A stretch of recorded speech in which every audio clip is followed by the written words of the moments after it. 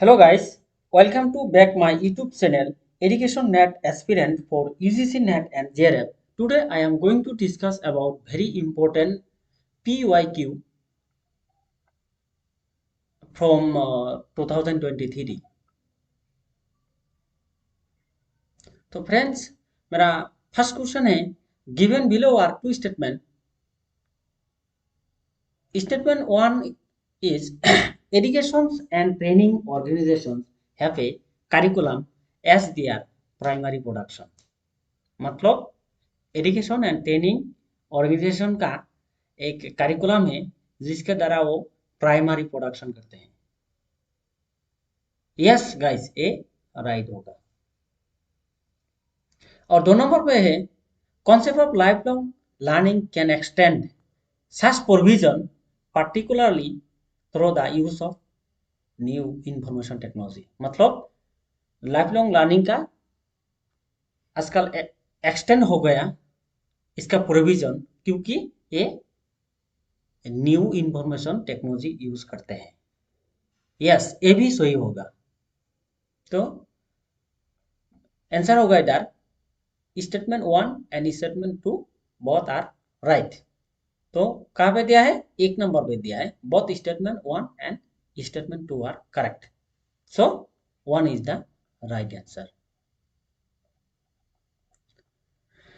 मेरा 2 number question है the primary method of teaching in Takshashila was. मतलब तक्षशिला का प्राइमरी मेथड ऑफ टीचिंग क्या था?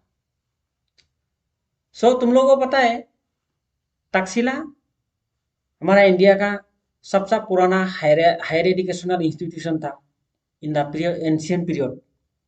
सो एंशियन में कोई आईसीटी कंप्यूटर डेवलप नहीं हुआ था. इसलिए क्या होगा इधर प्रोजेक्ट मेथड तो नहीं होगा क्योंकि ये मॉडर्न मेथड ऑफ टीचिंग होता है. डेमोन्स्ट्रेशन ये भी मॉडर्न होता है और क्वेश्चन आंसर ये भी ऐसा ही है. इसलिए गाइस इधर राइट आंसर होगा debate and discussion. Debate and discussion क्योंकि in ancient period more use as in debate and discussion ये यूज हुआ था.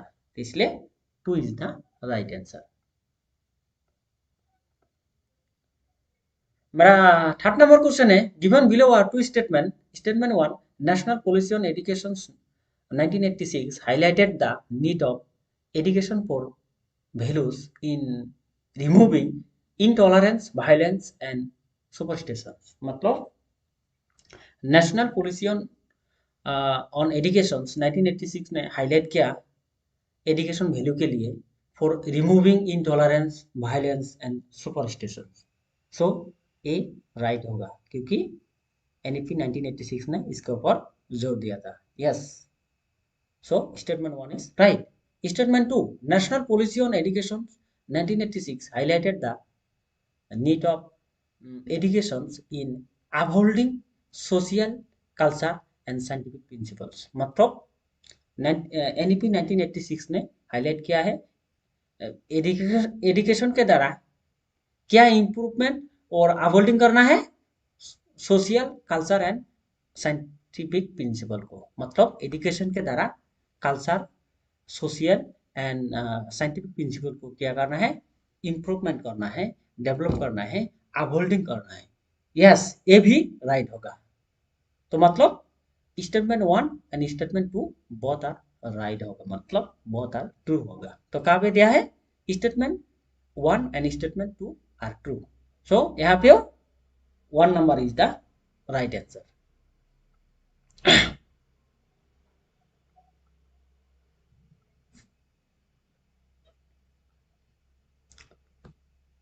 मेरा 4th question arrange the following in chronological order. मतलब नीचे से मतलब कौन सा सबसे पुराना है, उसके बाद कौन सा पुराना है, उसके बाद उसके बाद उसके बाद ऐसा करके पूछा है. तो फ्रेंड्स यहाँ पे सबसे पुराना कौन सा होगा? सबसे पुराना होगा वैदिक एजुकेशन सिस्टम. मतलब जो वेद वेद के टाइम में होगा, मतलब एंशियंट पीरियड में हो वैदिक. और जिसका मेन टीचिंग लर्निंग मेथड क्या था? श्रवण, मनन एंड निधिध्यासन. मेन वैदिक सिस्टम ऑफ एजुकेशन का टीचिंग और लर्निंग जो मेथड था क्या है, श्रवण मनन एंड निधिध्यासन। उसके बाद क्या आया, वैदिक के बाद आया उपनिषद एजुकेशन सिस्टम।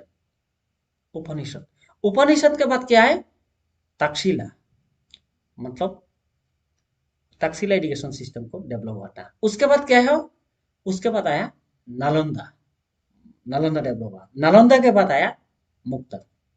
मतलब तुम लोगों को ये पता है तक्षशिला क्या है, इंडिया का फर्स्ट हायर एजुकेशन इंस्टीट्यूशन था इन द एंशियंट पीरियड। उसके बाद तक्षशिला के बाद डेवलप हुआ नालंदा। नालंदा के बाद डेवलप हुआ था क्या, विक्रमशिला। लेकिन इधर तो विक्रमशिला मेंशन नहीं है, मुक्ता भी। मतलब मुक्ता कब डेवलप हुआ, मुक्ता सबसे मतलब इधर रिसेंट है, क्योंकि मुक्ता कब डेवलप हुआ, जब मुगल आया था। मतलब मुगल पीरियड के time, I mean medieval period के टाइम पे मुक्ता डेवलप हुआ था। इसलिए फ्रेंड्स इधर आंसर होगा डी नंबर आएगा। डी नंबर ये तीनों पे है। डी के बाद आएगा ई। ई कहाँ पे है, ये दोनों पे है। और इसके बाद क्या आएगा, सी। सी कहाँ पे है, 2 नंबर पे सी नहीं है, लेकिन 3 नंबर पे सी है।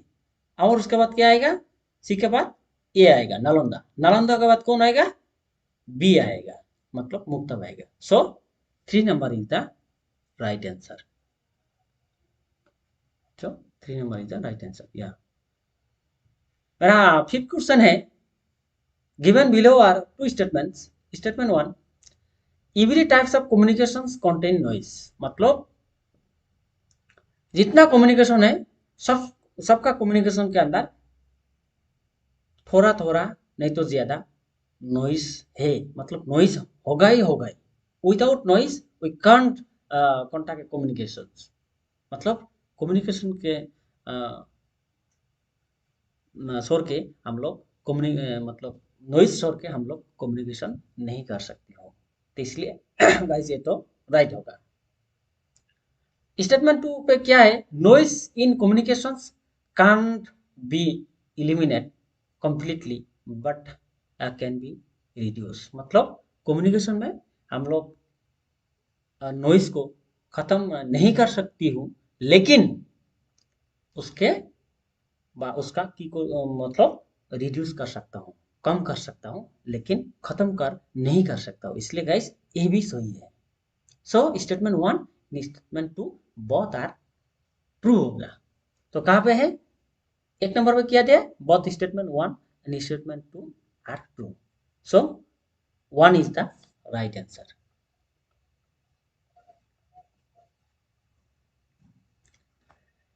मेरा 6 नंबर क्वेश्चन है, give below are two statement. मतलब नीचे 2 स्टेटमेंट है। स्टेटमेंट 1 पे क्या है, AC train dissolve and washes away nutrient in the soil.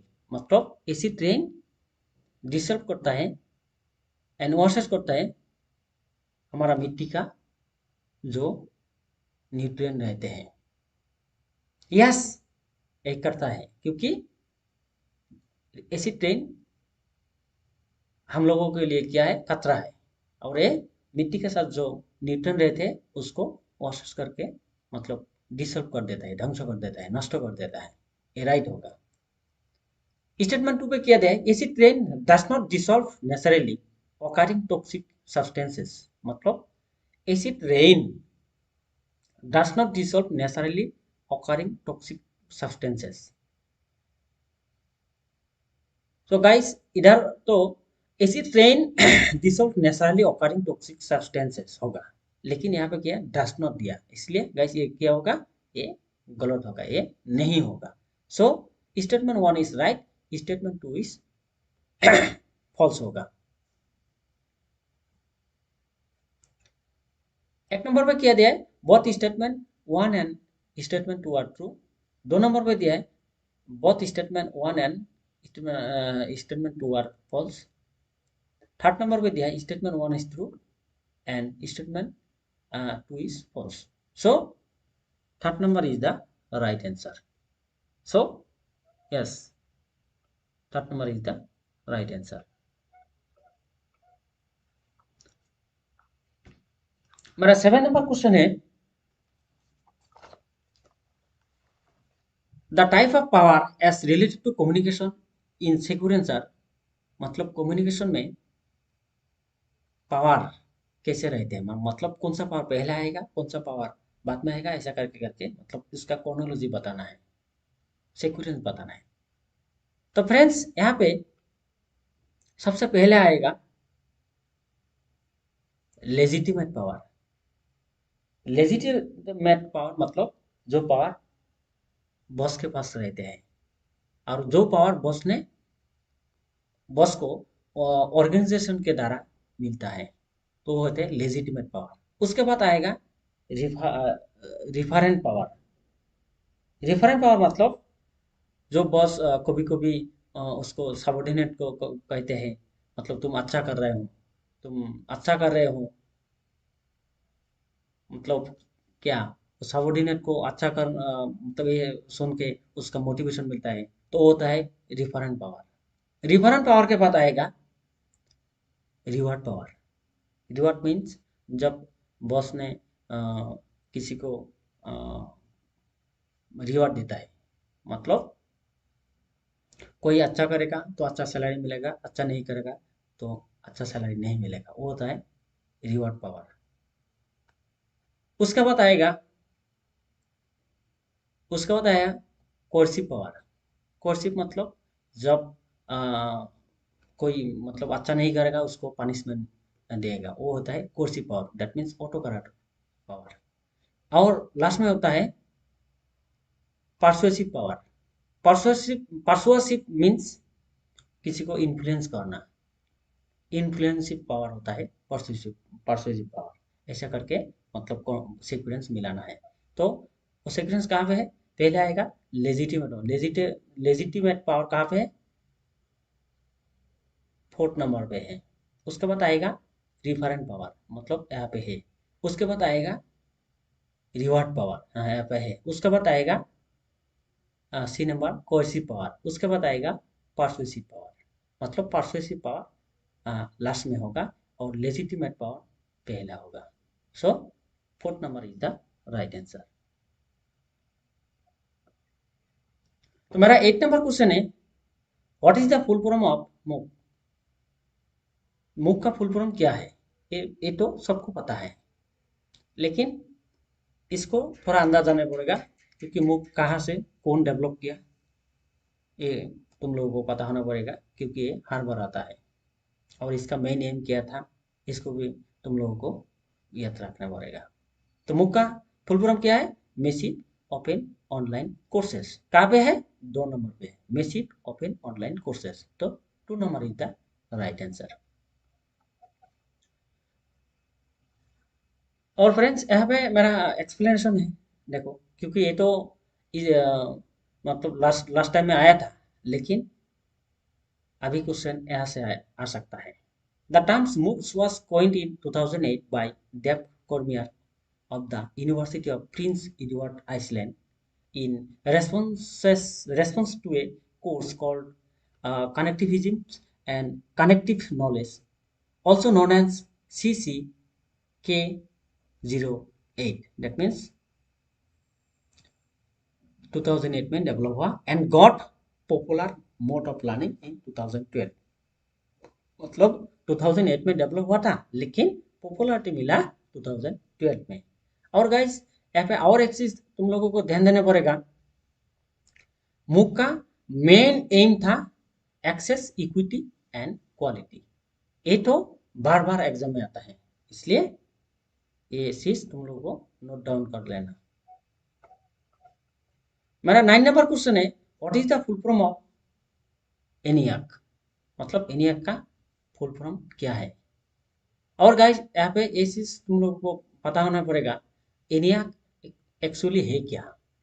ये है सबसे पुराना कंप्यूटर, क्योंकि कंप्यूटर पहला कंप्यूटर के नाम से नहीं आया कंप्यूटर पहला आया कैलकुलेटर के नाम से, आके आके डेवलप होके मतलब पहले था बड़ा कंप्यूटर, उसके बाद हुआ उसके बाद आया क्या, उसके बाद डेस्कटॉप आया, डेस्कटॉप डेस्कटॉप के बाद आया लैपटॉप, लैपटॉप के बाद अभी सुपर कंप्यूटर आ गया। तो फ्रेंड्स यहाँ पे क्या होगा ई ते होगा इलेक्ट्रॉनिक, एन ते होगा न्यूमेरिकल, आई ते होगा integrator and calculator. So 2 number is the right answer. 2 number is the right answer. So friends यहाँ पे थोड़ा एक्सप्लेनेशन है। It was the first general purpose electronic computer and the first programmable computer. ENIAC was developed for the US Army during the time of Second World War। मतलब second world war के time US army ने develop किया है। By J Presper Eckart and John Markley at the University of Pennsylvania। It was completed in 1945। मतलब ये computer 1945 में complete हुआ था और 2 व्यक्ति ने इनको डेवलप किया है। मेरा 10 नंबर क्वेश्चन है, which among the following are used as learning management system. मतलब नीचे से कौन कौन लर्निंग मैनेजमेंट सिस्टम के सिस्टम में यूज होता है। ये तो तुम लोगों को पता है क्योंकि at the time of corona तुम लोगों ने सब कुछ यूज किया है। तो इसलिए पहला क्या है, ए नंबर पे है Google Meet. Yes, Google Meet से लर्निंग मैनेजमेंट मतलब टीचर स्टूडेंट कनेक्ट होके लर्निंग मैनेजमेंट हो सकता है। यस, तो ए नंबर होगा। और 2 नंबर क्या है, गूगल क्लासरूम। ये भी होगा क्योंकि गूगल क्लासरूम से टीचर स्टूडेंट कनेक्ट हो सकता है और लर्निंग भी मैनेजमेंट हो सकता है, ये भी होगा। जुमला ये नहीं होगा, जुमला थोड़ा अलग है। और क्या है, गूगल जमबोर्ड, ये भी थोड़ा अलग है। मॉडल ए होगा। तो इसलिए फ्रेंड्स यहाँ पे मतलब A B and E, A B and E कहाँ है, A B and E 1 number पे, इसलिए 1 is the right answer. 1 is the right answer. और फ्रेंड्स यहाँ पे देखो जुमला क्या है, जुमला इसे free open source content management system. ये लर्निंग मैनेजमेंट टूल्स नहीं है, ये होता है content management systems for building website and application. जब कोई एप्लीकेशन मतलब एप्स डाउनलोड करेगा, एप्स बनाएगा, ऐप बनाने के टाइम और कंटेंट मैनेजमेंट करने के लिए जुमला को यूज करते हैं, तो इसलिए ये नहीं होगा। और गूगल जमबोर्ड क्या होता है, गूगल जमबोर्ड होता है इसे क्लाउड बेस्ड एप्स, वो क्लाउड बेस्ड एप्स होता है that allow users to work together on a white board like interface in real time. So ये तो मतलब लर्निंग मैनेजमेंट के लिए यूज नहीं होता है, ये दूसरे काम के लिए यूज होता है, इसलिए 1 इज द राइट आंसर। तो फ्रेंड्स ये मेरा लास्ट क्वेश्चन है, question number 11। In a sequence of opposition if no animals with horns are carnivores is false, which of the following is the correct code. मतलब friends ये है Aristotelian square of opposition से question है। तो guys यहाँ पे की no animals with horns are carnivores, मतलब ये नो है, नो क्या है, फॉल्स है। इसका ऑपोजिट क्या होगा, सम होगा एंड सम नॉट होगा, तो इसलिए यहाँ पे राइट आंसर होगा गाइस। यहाँ पे राइट आंसर होगा, यहाँ पे क्या दिया है, some animals with horns are carnivore is true, ये तो नहीं होगा। Some animals with horns are not carnivore is true, मतलब ये फॉल्स है, ये ट्रू है। तो इसलिए यहाँ पे क्या है, करेक्ट के बारे में बता मतलब ट्रू के बारे में बोला है, तो इसलिए बी होगा। और सी नंबर में क्या है, all animals with horns are carnivore is false, तो ये तो नहीं होगा। डी नंबर में क्या दिया है, all the animals with horns are carnivores is undetermined, तो फ्रेंड्स अनडिटरमाइंड ये भी होगा। तो इसलिए राइट आंसर होगा बी एंड डी। मतलब बी एंड डी कहाँ पे है, B and D 4th number पे है, तो B and D is the right answer. B and D the right answer. Guys यही था मेरा last question. So thank you very much.